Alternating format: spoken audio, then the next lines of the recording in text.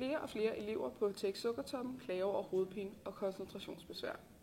Skolen ligger i et bevaringsværdigt industrielt byggeri fra 1913, så spørgsmålet er, om det overhovedet er smart at ligge i gymnasiet på en gammel sukkerfabrik.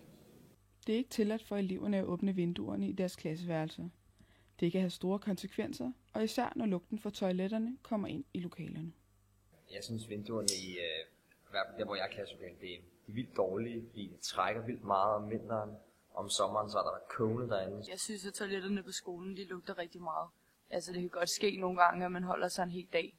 Lugten forsvandt sådan i en periode, men det tog næsten et halvt år for dem at få det ordnet.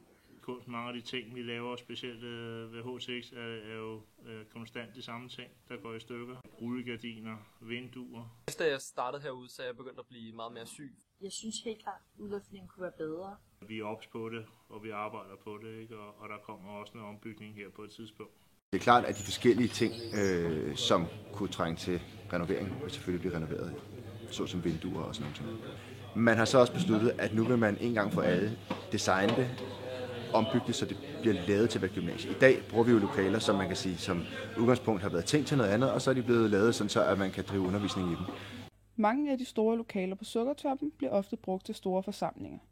Især kantinen er et populært sted at samles, når der skal gives fælles beskeder eller holdes fest. Den store atriumgård bliver brugt hvert år, når eleverne holder galla og translokation. Der må maks være 300 mennesker i kantinen, og der er ingen sikkerhedsforanstaltninger i atriumgården. Vi synes, at der er for trængt ind i kantinen, når der er fester. Bare hele vores årgang, anden årgang, vi kunne ikke være inde i kantinen. Der var så lidt plads, at der var folk, der slet ikke kunne se, hvad der egentlig foregik. Der bliver ved med at komme flere og flere elever til HTX Sukkertoppen, så skolen får en ny renovering i den nærmeste fremtid. Det gør, at der bliver bedre forhold til alle elever, gamle såvel som nye.